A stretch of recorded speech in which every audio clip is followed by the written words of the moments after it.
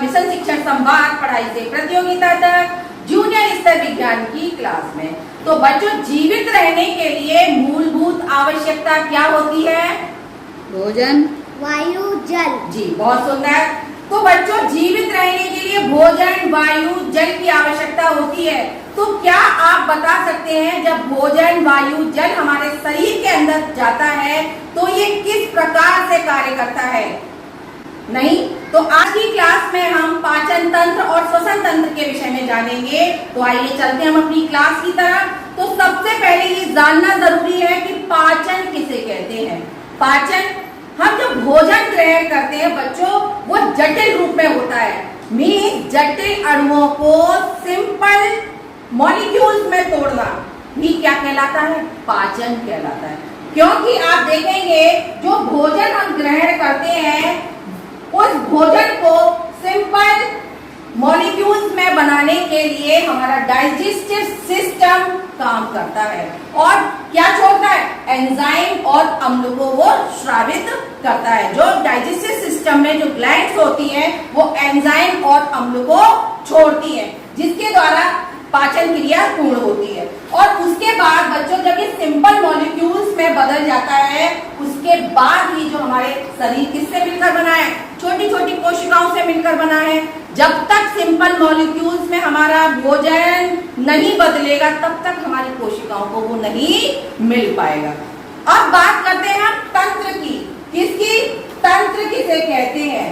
तो पाचन क्रिया को पूर्ण करने के लिए जो जो अंग अपना सहयोग प्रदान करते हैं उन सभी अंगों को मिलाकर एक तंत्र का निर्माण होता है, जिसे कि हम क्या कहते हैं? Digestive system. पाचन तंत्र को जानने से पहले ये जानना जरूरी है कि हम जो भोजन ग्रहण करते हैं उनमें कौन कौन से पोषक पदार्थ उपस्थित होते हैं। सबसे पहले कार्बोहाइड्रेट, प्रोटीन, वसा, विटामिन और खनिज लवण के साथ साथ जल भी उपस्थित होता है। तो बच्चों, जब पाचन क्रिया होती है तो इस पाचन क्रिया में विटामिन, खनिज लवण और जल सिंपल मॉलिक्यूल्स में नहीं बदलते हैं। क्यों नहीं बदलते हैं? क्योंकि बच्चों ये ऑलरेडी ही सिंपल मॉलिक्यूल्स में होते हैं और इनको डायरेक्टली सेल के द्वारा एब्जॉर्ब कर लिया जाता है। अब बचे हमारे कौन से? 3 पोषक पदार्थ। वो कौन कौन से हैं? कार्बोहाइड्रेट, वसा और प्रोटीन। पाचन क्रिया जब होती है बच्चों तो उस क्रिया के दौरान कार्बोहाइड्रेट ग्लूकोज में बदलता है और वसा वसी अम्ल में और प्रोटीन बच्चों अमीनो अम्ल में बदलती है।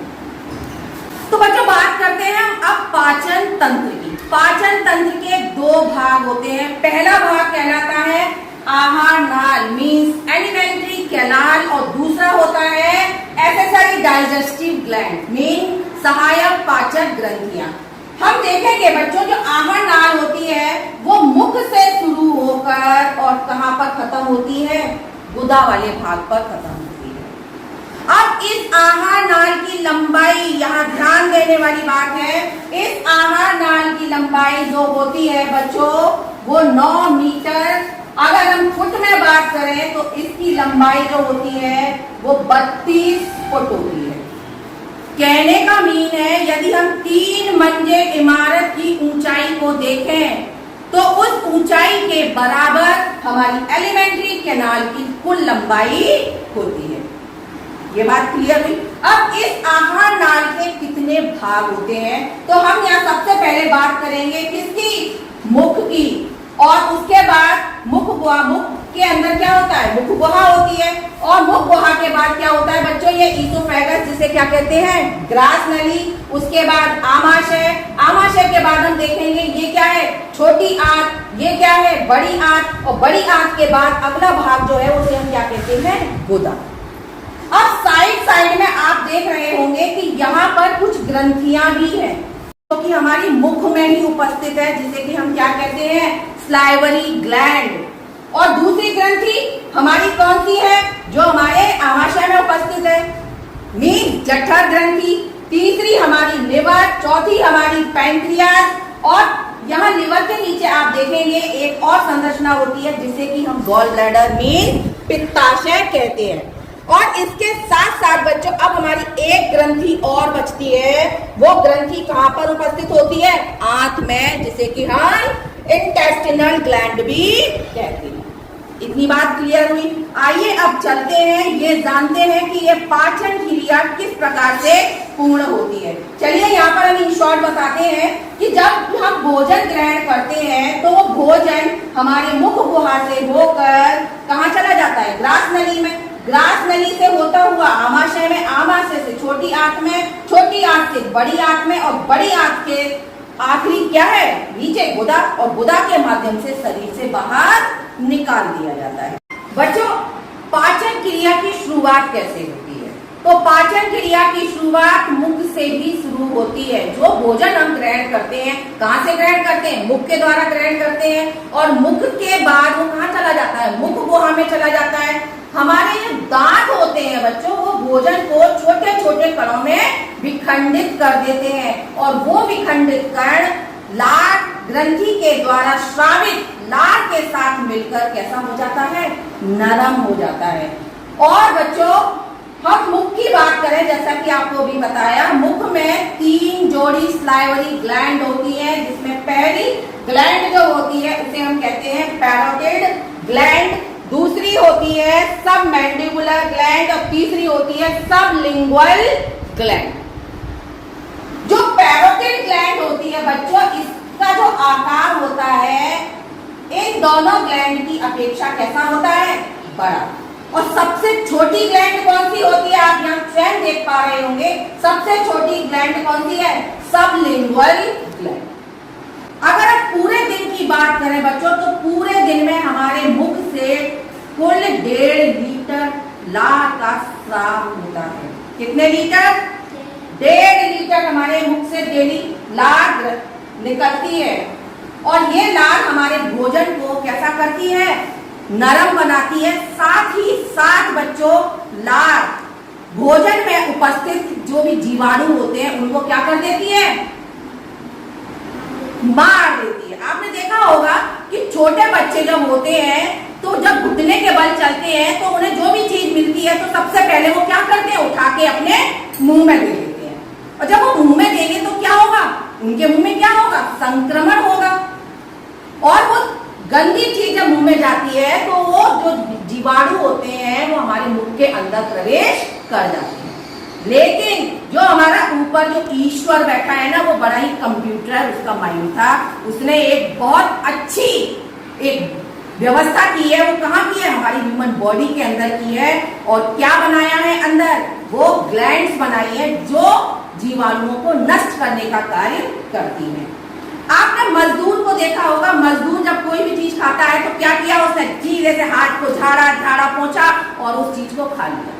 तो क्या हुआ? संक्रमण उसके मुख के अंदर पहुंचा। जैसा कि आपको अभी बताया कि स्लाइवरी ग्लैंड से एंजाइम का स्राव होता है। कितने प्रकार के एंजाइम निकलते हैं? कुल 4 प्रकार के एंजाइम निकलते हैं, जिसमें पहला प्रकार है लाइसोजाइम। लाइसोजाइम मुख में ही जब कोई भी संक्रमित चीज का सेवन हम करते हैं तो लाइसोजाइम उस बैक्टीरिया को मार गिराता है। लेकिन कुछ बैक्टीरिया बड़े ही कैसे होते हैं? बड़े ही शेरखा टाइप के होते हैं, और वो बचते बचाते हुए मुख गुहा से ग्रास नली के माध्यम से आमाशय में प्रवेश कर जाते हैं। लेकिन यहाँ भी उस ईश्वर ने एक बहुत अच्छी व्यवस्था की है। उस व्यवस्था को हम आगे चलकर बताएंगे, आप देखेंगे। अब बात करते हैं बच्चों हम टाइलिन की। किसकी? टाइलिन की। टाइलिन एंजाइम भोजन में मौजूद क्या? स्टार्च को माल्टोज में परिवर्तित कर देता है। अब आप यहाँ कहेंगे कि आखिर स्टार्च किसे कहते हैं? तो बच्चों, स्टार्च आप देखेंगे जो अनाज हम खाते हैं, उस अनाज के ऊपर जो छिलका होता है उससे कि क्या कहते हैं? चोकर। जब उससे आटा बनता है, जब आप आटा छानेंगे तो क्या निकलता है उसमें? चोकर। उसी चोकर को हम मंड मीन्स स्टार्च कहते हैं। तो उस स्टार्च को जो टाइलिन है वो किसमें बदल देता है? माल्टोज में परिवर्तित कर देता है। मीन्स कार्बोहाइड्रेट स्टार्च का पाचन करता है। और उसके बाद एक और एंजाइम होता है जिसे जिसे हम डाइस्टेज कहते हैं। तो डाइस्टेज बच्चों ये भी इसी की तरह से स्टार्च का पाचन करता है। बच्चों म्यूकस, अब म्यूकस क्या काम करता है? म्यूकस एक चिपचिपे पदार्थ का स्राव करता है और ये चिपचिपा पदार्थ भोजन को अंदर जाने के लिए क्या करता है? एक सहायता प्रदान करता है। आप भोजन के छोटे छोटे टुकड़े कर लीजिए और उस टुकड़ों की सीधे से फंकी लगा लीजिए। क्या वो फंकी लगाए हुए भोजन के कण आपके सीधे मुख गुहा के अंदर होते हुए ग्रास नली से अंदर चले जाएंगे? नहीं ना। उनको अंदर जाने के लिए हमको किस चीज की आवश्यकता है? एक चिपचिपे पदार्थ मीन्स एक लार की आवश्यकता है। तो उस लार का स्राव भी कहां पर होता है? इस म्यूकस के द्वारा। अब जब बोलस है, जब बोलस बच्चों अब कहां जाएगा? ग्रास नली में। तो आइए जानते हैं ग्रास नली के विषय में। नली एक पतली नली होती है जिसकी कुल लंबाई कितनी होती है? 25 सेंटीमीटर। और ये जो ग्रास नली है आप यहाँ देखेंगे ये किसमें खुल रही है? आमाशय में। कहाँ खुल रही है? आमाशय में खुल रही है। और ये बोलस को आमाशय तक पहुंचाने के लिए एक क्या प्रदान करती है? एक वे प्रदान करती है, मीन्स एक रास्ता प्रदान करती है। लेकिन बच्चों इसमें पाचन की क्रिया बिल्कुल भी नहीं होती है। आप प्रश्न आए कि पाचन की क्रिया क्या ग्रास नली में होती है? बिल्कुल भी नहीं। पाचन की क्रिया ग्रास नली में नहीं होती है। अब ये बोलस है बच्चों, ये कौन सी गति के द्वारा आमाशय में जाएगा? क्योंकि ये नली कैसी है? बिल्कुल वर्टिकल है। अगर ये वर्टिकल है तो आपने देखा होगा छत का पानी पाइप के सहारे सीधे कैसे आता है? धड़ धड़ धड़ धड़ की आवाज करते हुए नीचे गिरता है। तो हमारे बोलस है तो बोलस भी इसी तरीके से आमाशय में गिरेंगे सीधे डायरेक्टली। तो क्या होगा? कोई आमाशय को चोट भी लग सकती है। तो यहाँ भी उस ऊपर वाले ने एक बहुत अच्छी व्यवस्था की है। क्या किया कि जो ग्रास नली होती है ये क्रमानुकुचन गति के द्वारा बोलस को आगे भेजने का काम करती है। अब यहाँ आप कहेंगे कि ये क्रमानुकुचन गति क्या होती है? तो यहाँ आप इस चीज को इस तरीके से समझ सकते हैं, जब पेस्ट में हमारा लिक्विड खत्म हो जाता है तो हम उसको क्या करते हैं? पहले यहाँ से पिचकाएंगे थोड़ा सा, फिर यहाँ से पिचकाएंगे, फिर यहाँ से पिचकाएंगे और फिर वो पेस्ट हमारा धीरे से बाहर निकल आता है। तो सेम इसी की तरीके से हमारे बोलस के जो बोलस होता है बच्चों वो आमाशय तक पहुंचने का कार्य करता है। अब बोलस हमारा कहाँ पहुंच गया? आमाशय के अंदर पहुंच गया। अब आमाशय में भी क्या होता है आइए इस विषय में भी आपको बताते हैं। आमाशय आहार नली का थैलीनुमा एक चौड़ा भाग होता है जिसमें भोजन कुल 4 घंटे तक रहता है। भोजन सबसे ज्यादा कहाँ रहता है? तो आमाशय के अंदर ही रहता है। अब जो भोजन है बच्चों वो कहाँ पर आया? आमाशय पर आया। लेकिन आमाशय में भी जैसा कि आपको अभी बताया था कि कुछ जीवाणु कैसे होते हैं भोजन में? शेरखा टाइप के होते हैं। वो छुपते छुपाते हुए ग्रास नली से होते हुए आगे के अंगों में प्रवेश कर जाते हैं। तो यहाँ भी बच्चों क्या होता है? एक कार्डियक पार्ट होता है। आमाशय के कुल कितने भाग होते हैं?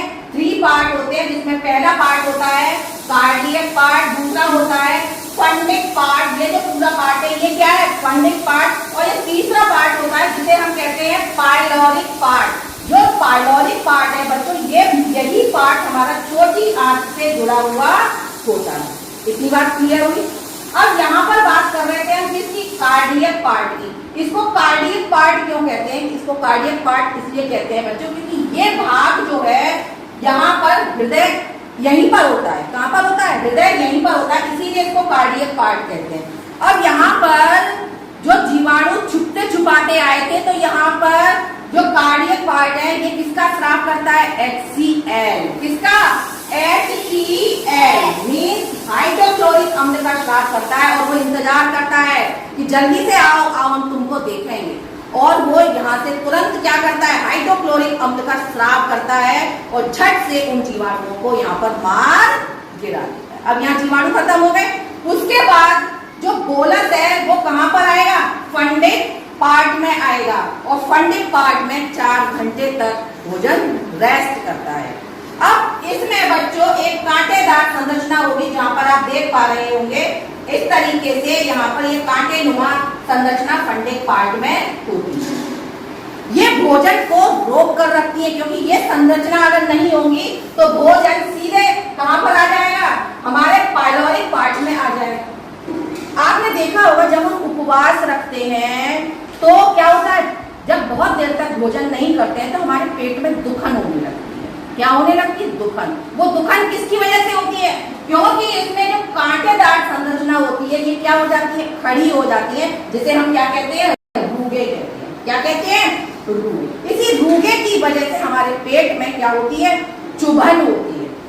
अब इसके बाद बच्चों जो बोलस है वो कहां पर आ गया, हमारा पाइलोरिक पार्ट में, मींस छोटी आंत में पहुंचने के लिए वो आगे की तरफ बढ़ गया। बच्चों पाइलोरिक पार्ट में जठर ग्रंथि मींस गैस्ट्रिक ग्लैंड पाई जाती है, जिससे गैस्ट्रिक जूस निकलता है। गैस्ट्रिक जूस में 2 प्रकार के एंजाइम पाए जाते हैं। पहला पेप्सिन, जो कि प्रोटीन को पेप्टाइड में बदलने का कार्य करता है। दूसरा रेनिन, जो दूध को दही में बदलता है। बच्चों छोटे बच्चों में रेनिन अधिक मात्रा में पाया जाता है। पाचन क्रिया के संपन्न होने के बाद भोजन छोटी आंत में पहुंचता है। छोटी आंत की बात करें बच्चों तो इसकी कुल लंबाई कितनी होती है, 6 से 7 मीटर। अगर हम फुट की बात करें तो इसकी लंबाई 20 या 30 फीट होती है। और आहार नाल की कुल लंबाई कितनी है, 32 फुट। जो 32 फुट में जो 30 फुट की 20 से 30 फुट की जगह है वो कौन घेरे हुए है, हमारी छोटी आंत। और ये बिल्कुल ऐसे मुड़ी हुई संकुचित होकर हमारे कहाँ पड़ी रहती है, डाइजेस्टिव पार्ट में पड़ी होती है। और बच्चों छोटी आंत को यदि हम बताएं तो छोटी आंत के भी 3 पार्ट होते हैं। कितने पार्ट होते हैं? कुल 3 पार्ट होते हैं, जिसमें पहला पार्ट होता है ड्यूडेनम। कौन सा पार्ट होता है? ड्यूडेनम। यहाँ पर आप जो देख रहे हैं ये वाला पार्ट जो है ये क्या है, ड्यूडेनम, जो कि आमाशय के किससे जुड़ा हुआ है, पाइलोरिक पार्ट से जुड़ा हुआ है। दूसरा पार्ट होता है बच्चों जेजुनम। कौन सा होता है? जेजुनम। और अगला पार्ट जो होता है वो क्या होता है, इलियम। ड्यूडेनम और जेजुनम और इलियम, ये इनका क्या रोल होता है डाइजेस्टिव सिस्टम में, आइए ये भी बता दें। ड्यूडेनम जो होता है बच्चों वो यू लाइक स्ट्रक्चर होता है। आप यहाँ स्वयं देखेंगे ये कैसा स्ट्रक्चर है, जस्ट एक यू लाइक स्ट्रक्चर है। और ये ही यू लाइक स्ट्रक्चर जो है बच्चों वो हमारे लिवर, आप यहाँ देख रहे होंगे लिवर और अग्नाशय, जिसे कि हम क्या कहते हैं, पैंक्रियास, इन दोनों में ये पार्ट हमारा खुलता है, क्योंकि इसी पार्ट के द्वारा एंजाइम छोटी आंत में छोड़े जाते हैं। किसके लिए? पाचन क्रिया के लिए। और दूसरा पार्ट जो हम बात कर रहे थे किसकी, जेजुनम की। इस यू पार्ट के बाद अगला पार्ट जो आता है उसे हम क्या कहते हैं, जेजुनम कहते हैं। जो भोजन को, जेजुनम जो होता है बच्चों वो भोजन को सबसे निचला भाग, जिसे हम क्या कहते हैं, इलियम कहते हैं, उस इलियम वाले पार्ट में भेजने का कार्य करता है। अब बात करें तो बच्चों छोटी आंत में भोजन का पाचन संपन्न होने के बाद, छोटी आंत में भोजन का पाचन पूर्ण हुआ, पाचन की क्रिया पूर्ण हुई और उस क्रिया के पूर्ण होने के बाद भोज्य पदार्थों को अवशोषित कर लिया जाता है। लेकिन यहाँ पर एक प्रश्न आया होगा आपके दिमाग में कि आखिर इस डाइजेस्टिव सिस्टम में इन जो हमने ग्लैंड्स देखी थी उन ग्लैंड का क्या रोल है। बच्चों लिवर मीन्स यकृत, ये मानव शरीर की सबसे बड़ी ग्रंथि होती है। सबसे बड़ी ग्रंथि कौन? लिवर। जो लिवर होता है बच्चों पित्त रस का स्राव करता है। पित्त रस मीन्स बाइल जूस, जो वसा के पाचन में सहायक होता है। साथ ही साथ बच्चों लिवर रक्त में शर्करा के स्तर को भी नियंत्रित करने का कार्य करता है। बच्चों गॉल ब्लैडर क्या होता है? गॉल ब्लैडर में लिवर के द्वारा स्रावित पित्त एकत्रित होता है। और बच्चों ये गॉल ब्लैडर जो होता है वो एक नाशपाती के आकार की थैली नुमा संरचना होती है। और इसी में ही, इस थैली में ही पित्त जमा होता है। पित्त जिसका कि पीएच मान कुल कितना होता है, 7.7 होता है। और ये जो पित्त है बच्चों, ये भोजन के माध्यम को कैसा बनाता है, क्षारीय बना देता है। क्या बना देता है, क्षारीय बना देता है। अब हमने आपको बताया था छोटी आंत के विषय में, तो छोटी आंत में जब भोजन जब पहुंचता है बच्चों, तो छोटी आंत के भी एक अपने नखरे होते हैं। वो ये कहती है कि हम अम्लीय भोजन को नहीं लेंगे। भोजन कैसा होना चाहिए, क्षारीय होना चाहिए। तो उस क्षारीय भोजन को बनाने के लिए लिवर जो होता है वो पित्त रस का उत्पादन करता है। साथ ही जो अग्नाशय होता है बच्चों, वो भी एंजाइम को छोड़ता है, जिससे भोजन का माध्यम अम्लीय से कैसा हो जाता है, क्षारीय हो जाता है। अब बच्चों अगली ग्लैंड की बात करते हैं, जिसे कि हम अग्नाशय मींस पैंक्रियास कहते हैं। पैंक्रियास से भी बच्चों एंजाइम का स्राव निकलता है। पैंक्रियास से एक रस का स्राव निकलता है, जिसे कि हम अग्नाशयी रस मींस पैंक्रियाटिक जूस कहते हैं। ये बच्चों पूर्ण पाचक रस होता है। पूर्ण पाचक क्यों होता है, क्योंकि ये बच्चों भोजन में उपस्थित कार्बोहाइड्रेट, प्रोटीन, वसा, इन तीनों का पाचन करता है। इसीलिए इसको क्या कहा जाता है, पूर्ण पाचक रस कहा जाता है। पैंक्रियाटिक जूस जो निकलता है उसका माध्यम कैसा होता है, क्षारीय, जिसका पीएच मान 7.8 से 8.3 तक होता है। अब पैंक्रियाटिक जूस में बच्चों 3 टाइप के एंजाइम होते हैं। पहला एंजाइम लाइपेज, दूसरा एमाइलेज और तीसरा ट्रिप्सिन। इसे याद करने की सिंपल सी एक छोटी सी टेक्निक है, उसे हम क्या कहेंगे, LAT, LAT। L for lipase, A for amylase और T फॉर ट्रिप्सिन।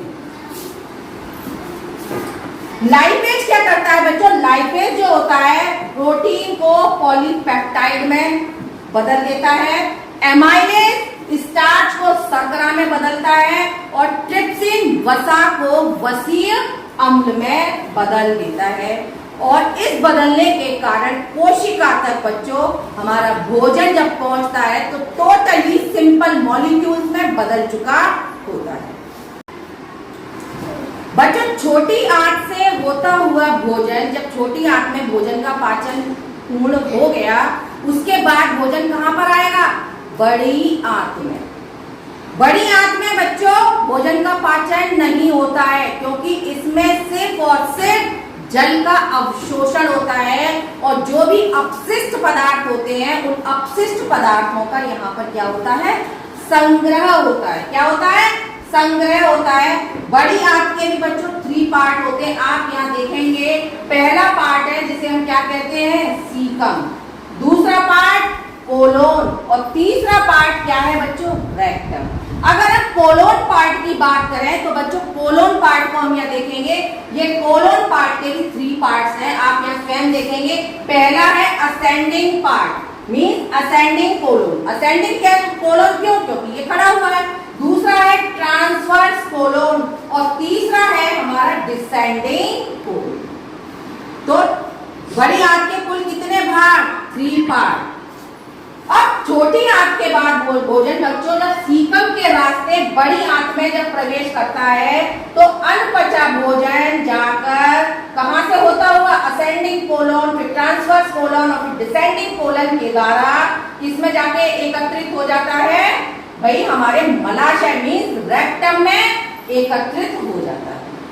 और रेक्टम में एकत्रित भोजन फिर अंत में क्या है, एनस मींस गुदा, और उस गुदा के माध्यम से भोजन हमारा बाहर निकाल दिया जाता है।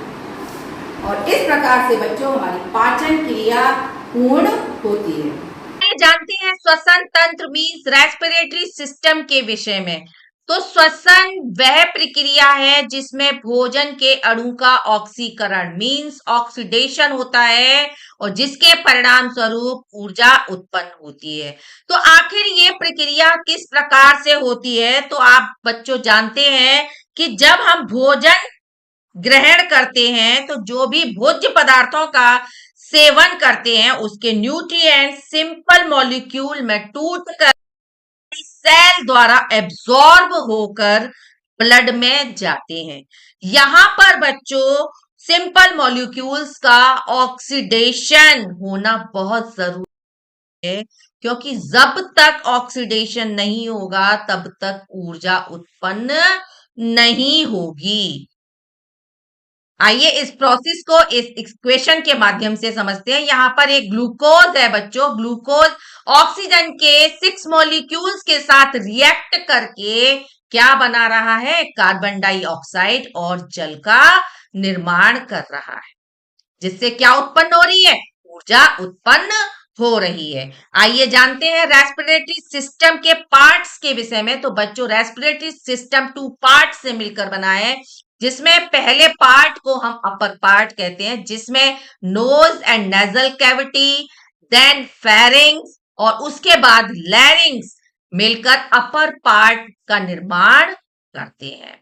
आइए अब जानते हैं लोअर पार्ट के विषय में। तो बच्चों लोअर पार्ट की बात करें तो आप देखेंगे लोअर पार्ट में एक ट्यूब लाइक स्ट्रक्चर होता है, जिसे कि हम ट्रैकिया मीन श्वास नली कहते हैं। ये ट्रैकिया बच्चों आगे जाकर 2 पार्ट्स में डिवाइड हो जाते हैं, जिसे हम श्वसनी मीन्स ब्रोंकाई कहते हैं। ये ब्रोंकाई बच्चों लंग्स में जाकर खुलती हैं, और यही ब्रोंकाई बच्चों लंग्स में जाकर छोटी छोटी ब्रांचेस में डिवाइड हो जाती हैं, जिन्हें कि हम श्वास शाखाएं मींस ब्रोंकियोल्स कहते हैं। इन्हीं ब्रोंकियोल्स के ऊपर की तरफ बच्चों ग्रेप्स लाइक स्ट्रक्चर होती है, जिसे कि हम एल्वियोलाई कहते हैं। इन्हीं एल्वियोलाई में बच्चों गैसों का आदान प्रदान होता है। तो ये था बच्चों रेस्पिरेटरी सिस्टम के पार्ट्स के विषय में। आइए जानते हैं कुछ और अंदर के विषय में। आइए जानते हैं इनके पार्ट्स के विषय में। तो नोज एंड नेजल कैविटी की बात करें तो बच्चों नासिका हमारे ऊपर वाले श्वसन तंत्र का एक भाग होती है, जो कि डायरेक्टली आउटर एटमॉस्फेयर से जुड़ी होती है। नोज के बाहर की तरफ 2 छिद्र दिखाई देते हैं, जिसे कि हम नासिका छिद्र कहते हैं। यह अंदर से बच्चों नेजल कैविटी से जुड़े रहते हैं। नोज के अंदर बच्चों गोबलेट सेल पाई जाती हैं। गोबलेट सेल जो कि म्यूकस का निर्माण करती हैं। म्यूकस जैसा कि हम डाइजेस्टिव सिस्टम में हम पढ़ चुके हैं, म्यूकस एक चिपचिपा पदार्थ होता है। इस चिपचिपे पदार्थ की वजह से बच्चों एयर के थ्रू जो भी बैक्टीरिया हमारी नोज में एंटर करते हैं वो वहीं पर चिपक जाते हैं। तो इट मीन्स बच्चों म्यूकस का जो कार्य है वो सूक्ष्म जीवाणुओं को नष्ट करने का होता है, जो हवा के द्वारा हमारी नोज में एंटर करते हैं। फेरिंग्स बच्चों मीन्स ग्रसनी। ग्रसनी नासिका से हवा को लेकर लैरिंग्स मीन्स स्वर यंत्र तक जाती है, जिसकी लंबाई फेरिंग्स की कुल लंबाई की बात करें बच्चों तो इसकी कुल लंबाई 12 से 14 सेंटीमीटर तक होती है। स्वर यंत्र मीन्स लैरिंग्स क्या होता है बच्चों? लैरिंग्स के ऊपर एक एपिग्लोटिस पाया जाता है। जब भोजन अंदर जाता है तो ये विंड पाइप मीन्स हवा के पाइप को बंद कर देता है, और बच्चों जब एयर अंदर जाती है तो ये फूड पाइप को बंद कर देता है। कहने का मीन है ये एपिग्लोटिस जो होता है बच्चों, ये फूड पाइप और विंड पाइप को एक साथ ओपन नहीं होने देता, क्योंकि भोजन को ग्रहण करने का कार्य और वायु को ग्रहण करने का कार्य एक साथ नहीं किया जा सकता। क्योंकि आप देखा होगा आपने, जब आप भोजन ग्रहण करते हैं तो उस दौरान आप सांस नहीं लेते, और जब आप सांस लेते हैं तो क्या आप उस दौरान भोजन ग्रहण करते हैं? तो ये दोनों कार्य इस एपिग्लोटिस के माध्यम से एक साथ नहीं होने पाते। ट्रैकिया बच्चों लोअर पार्ट है, तो लोअर पार्ट्स में जैसा कि हमने जाना कि ट्रैकिया पार्ट होता है जो कि एक ट्यूब लाइक स्ट्रक्चर होती है। ट्यूब लाइक स्ट्रक्चर मीन श्वास नली ऊपर यंत्र से जुड़ी होती है। आप देखेंगे कि जो ट्रैकिया है बच्चों, ये ऊपर की तरफ किससे जुड़ी हुई है? लैरिंक्स से जुड़ी हुई है। ऊपर की तरफ क्या है? एक आपको लैरिंक्स स्ट्रक्चर दिखाई दे रही है और नीचे की तरफ ट्रैकिया मीन्स जिसे कि हम श्वास नली कहते हैं। और ये जो लैरिंक्स ट्रैकिया है बच्चों, ये आगे जाकर फेफड़ों से जुड़ी होती है। किसके माध्यम से? ब्रोंकाई के माध्यम से। ट्रैकिया पर बच्चों सी आकृति के कार्टिलेज होते हैं। और यदि ट्रैकिया की कुल लेंथ की बात करें तो इसकी कुल लेंथ 12 सेंटीमीटर होती है। ब्रोंकाई बच्चों जो कि ट्रैकिया आगे जाके 2 पार्ट्स में डिवाइड हो गई है, जिसे कि हम ब्रोंकाई कहते हैं। ये ब्रोंकाई फेफड़ों तक पहुंचती है और ये शाखाओं में विभाजित हो जाती है।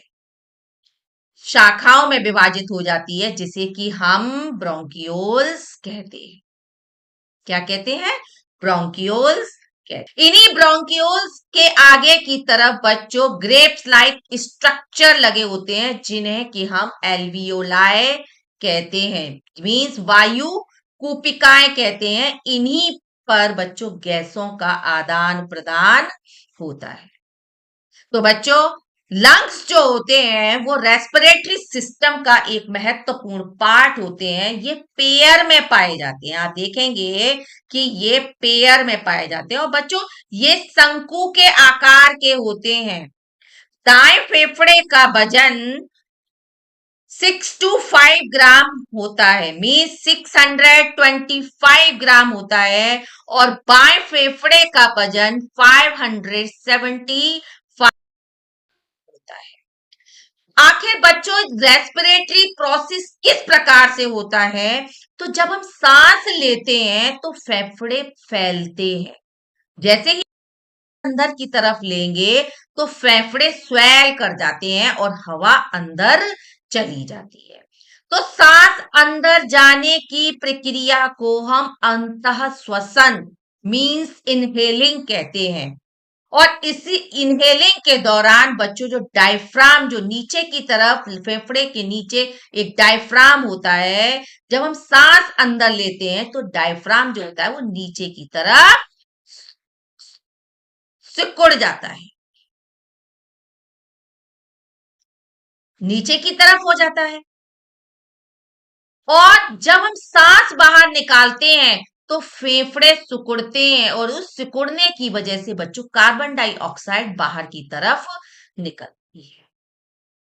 तो आपने देखा बच्चों कि श्वसन क्रिया में डायफ्राम हवा को अंदर और बाहर खींचने में मदद करता है। जब यह सिकुड़ता है तो यह फेफड़ों में जगह बनाता है, जिससे हवा अंदर की तरफ आती है। और जब यह रिलैक्स होता है तो अब यह ऊपर की तरफ उठता है, क्योंकि जब ये सांस बाहर छोड़ेगा तो ये क्या करेगा? क्योंकि अभी तो इसकी पोजीशन कैसी है? नीचे की तरफ है।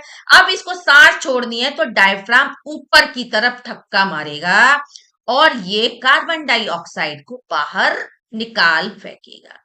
तो बच्चों ये डायफ्राम इस प्रकार से श्वसन प्रक्रिया को नियंत्रित करने का कार्य करता है। तो बच्चों आज की क्लास में हमने पाचन तंत्र और श्वसन तंत्र के विषय में जाना। तो अगली क्लास में हम एक नए टॉपिक के साथ आप सभी के समक्ष फिर से उपस्थित होंगे। तब तक के लिए आप सभी बच्चों का बहुत बहुत धन्यवाद। मैं कविता सिंह, सहायक अध्यापक, उच्च प्राथमिक विद्यालय भूपालपुर, निधौली कला, जनपद एटा की तरफ से, मिशन शिक्षण संवाद टीम की तरफ से आप सभी का हार्दिक आभार व्यक्त करती हूँ।